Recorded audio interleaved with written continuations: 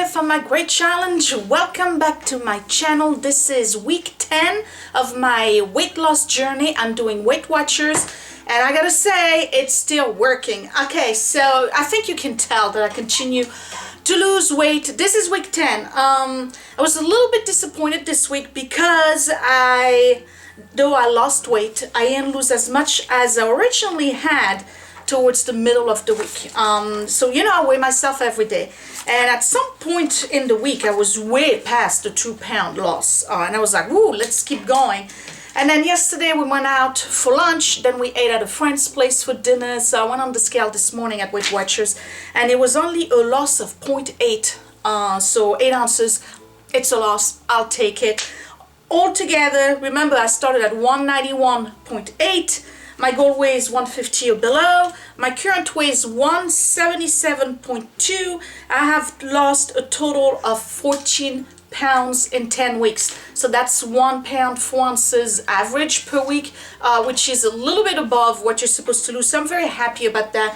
I definitely can see it in my face, in my neck area. I think you can too. All my clothes are basically not falling off yet, but they're getting really loose. In particular, shirts that used to be a little bit tight here on the arm part, they are actually fitting a little bit better, so I can actually move my arms forward. So one small victory at a time. The theme this week was is it worth it? Okay, so a lot of people like this theme in particular because they want to be able to still eat the things that they were eating before, but they want to learn to do it in moderation. Nobody wants to feel deprived, okay? A diet, even though it's got the word die in it, doesn't mean that all of the stuff that you used to enjoy unfortunately made you fat and, you know, unhealthy have to be completely eliminated. Unless, of course, you got health issues like diabetes, then you got to eliminate sugar and carbohydrates. But for the rest of us who don't have these health issues compounded with overweight, you can make those choices. All right, so what do you do when you're faced with this right here, this delicious looking chocolate chip cookie? All right, so the goal is to ask yourself, is it really worthy for me to eat it? Well, the first thing you need to do, of course, is find out how many points is in there. If you have extra points and the cookie is only 5 points and you can budget it and it's not going to affect your weight loss journey, then have the cookie. The problem is, are you going to be able to determine whether or not this particular cookie is going to be a trigger for more than one cookie? Okay, so for those of us who are starting the journey and don't have this entire lifestyle anchored in us as, you know, the way we are and the way we eat, I suggest you do not budget the cookie because you don't know how you're going to react. And that's just because that may be your trigger.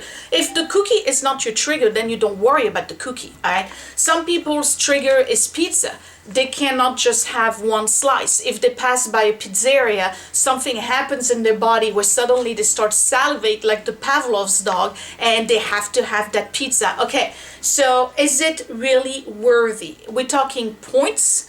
Is it worthy for you physically? Is it worthy for you emotionally to go through the process of having your one thing that is a craving? For some people, the worthiness comes from the quantity, okay? Is it worthy to have something that's going to be 5 points if it's really going to make you feel really, really full?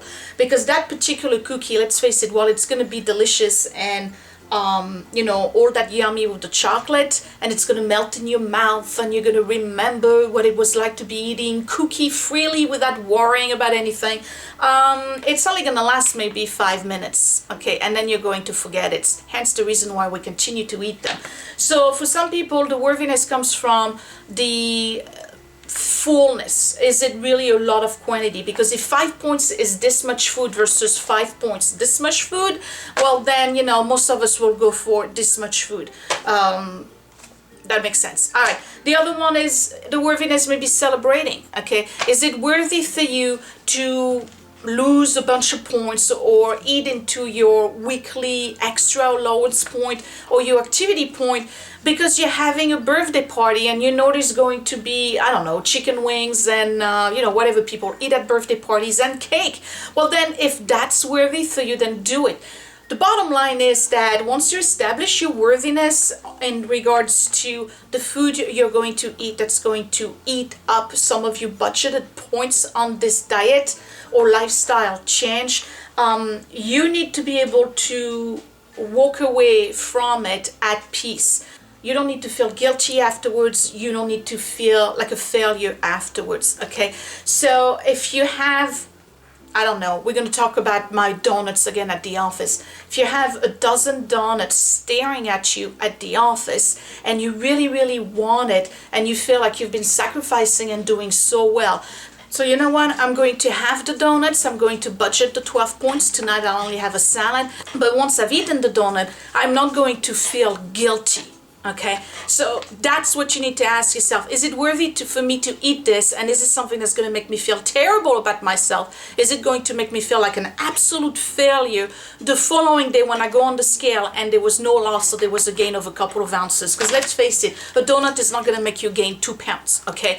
You might not lose, you might just gain a few ounces, but you're not going to gain 2 pounds from a donut. Now, if you have 2 donuts, I can't guarantee that. We talked about points. If you don't know how many points something is, don't eat it.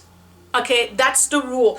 If you go to a party and there is some dips and potato chips and you just want a few of them, but you really don't know what's in the dip and you really don't know how many points the dip is and the chips, well then don't have it, because knowledge is power.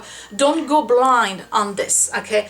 Can you eat what you want as long as you track it and never feel deprived? Yes, you can. You may not necessarily lose the amount of weight you want to lose. It might be a slower loss, but you have to account for those things. If that's what you want to do, then do it. We have a lady in our group right now who refused to be deprived, okay? So she'll eat light and within points most of the week, and then 2 or 3 times a week, mostly on the weekend, she will have the food that she craves. She will have the ice cream, she will have a bagel with cream cheese, she will have pizza, she will go out. She's lost 25 pounds. It took her a little bit longer than the average Weight Watchers participant, but she did lose 25 pounds, okay? Because this lady knows herself very well, and she knows that feeling deprived is not gonna work. When you start feeling deprived, most people end up quitting. They believe that this suffering is not worthy and they give up. Most people would give up a diet within the 2nd or the 3rd week, because after that amount of time they're already feeling deprived and they don't see the point of it, okay? If you have to give up everything you enjoy, will you quit? Okay, so if you're gonna have these and you're thinking, you know what, I'm going to track the cookies and I don't want to feel deprived, I'm going to have the cookies. When you start seeing the scale not moving or the scale is starting to go up, are you going to quit saying this doesn't work, or are you going to revise how you feel about this cookie? Or the cookie stands for anything else that is a trigger. Okay, I'm just using that as a picture. All right. The problem is when that treat ends up being a trigger for other foods and you spiral out of control. An example would be you go to a party and you have a beer or a glass of wine or a shot of vodka.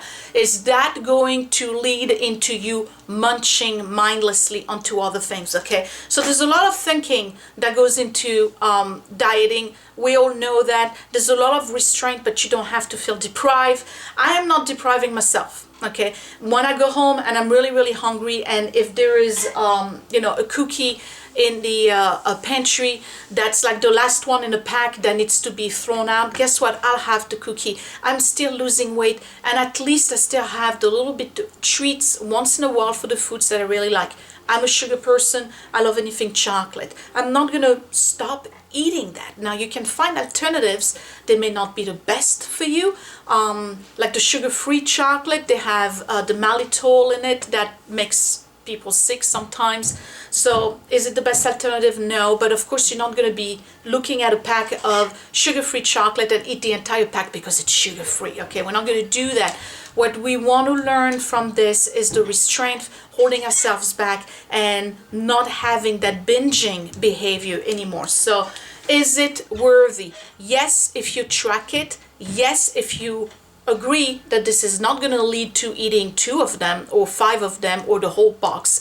And 3, yes, if at the end of eating your cookie, you're not going to guilt yourself into eating your cookie, and you're going to make adjustment around that cookie. All right, so track and plan. Basically, plan for your cookies. You can have them. Just plan. All right, 14 pounds, you guys. Really happy. Still gung-ho. I said last week that I was entering phase 2, which is losing old weight, weight that I had lost before but had regained, and I'm still in there. So it was supposed to be 15 pounds, so I'm at 1 pound, so I have 14 to go. Okay. Wow, can you imagine 28 pounds lost, what I'm going to look like? This is going to be awesome. I'm looking forward to that and sharing it with you. Give me 2 big thumbs up if you like this video. Subscribe if you're new right here in the corner. Check out other people who are doing Weight Watchers, Simply Feeling, or the regular program, or some kind of, you know, lifestyle changes. My buddies, Michele at My Everyday Wife Life is doing a lot of walking and clean eating. Dee from deelovelylife is also doing a lot of walking. She hasn't started any kind of food adjustment yet. And then of course this Melody, my big inspiration, who's lost over 74 pounds on Weight Watchers, took her a year, and she's still doing it. Okay, so all of their links are down below if you want to check it out. I guess I will see you next week. Thanks for watching, you guys. Bye.